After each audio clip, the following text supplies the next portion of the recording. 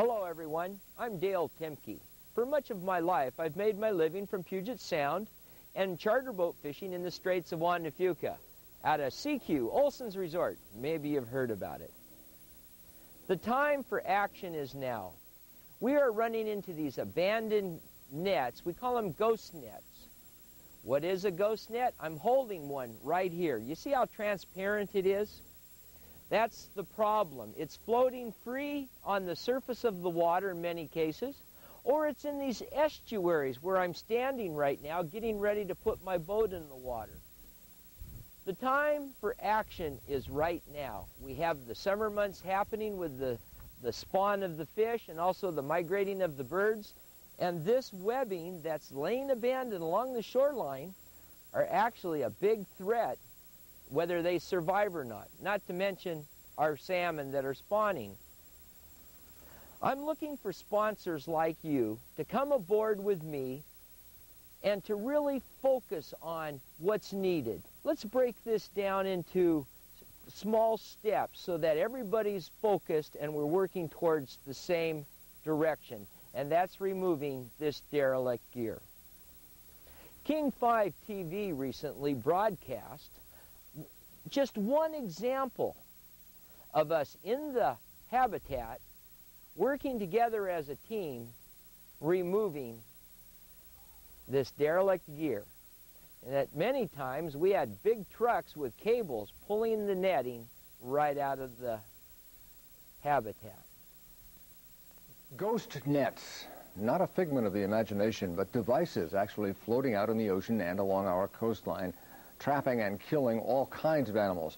A few weeks ago, we showed you dramatic pictures of the damage ghost nets are causing our environment. Well, tonight, King 5's Deborah Feldman shows us an effort now underway to get rid of at least a few of these things.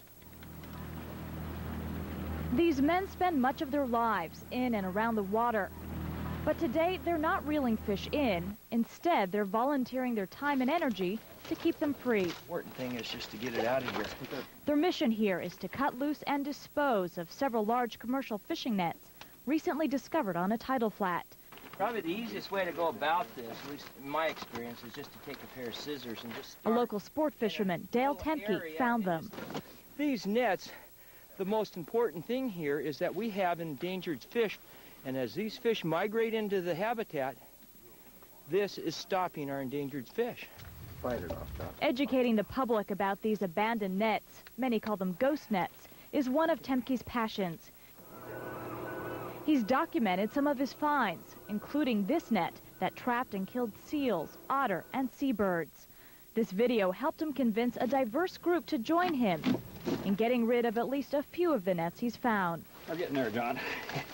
Many are members of the Kitsap County Pogie Club, a group of recreational fishermen. I don't want to get my hand in there. Yeah. The men are armed only with scissors and knives. Can you imagine a critter in here? And a good dose of determination. Is it a knife ray? The sport fishermen are joined by members of the Audubon Society, representatives of nearby fishing tribes, even a Fish and Wildlife officer to monitor all the activity. Can be an enforcement nightmare because generally abandoned nets are unmarked, and they're hard to determine whose nets they are.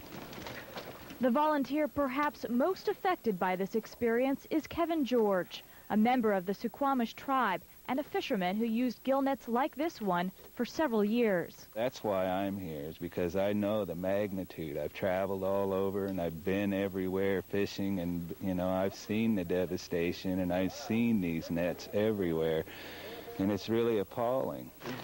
Hey, look at this! The work is hard. It takes nearly a dozen men to cut the tangled net from the abandoned barge. Oh, big fish! We got it! Further down the beach is another net. This one is smaller, but it looks a lot more deadly. Disgusting. Repulsive. This net is full of decomposing fish and sea life.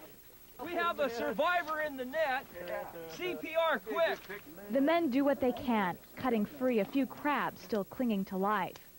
There we go. We've saved a critter. Unlike the bigger net, this one has a buoy still attached with the name of its owner written on it. We'll contact this individual, hopefully through the tribe, and see if we can't find out what happened here. have not witnessed something as awful.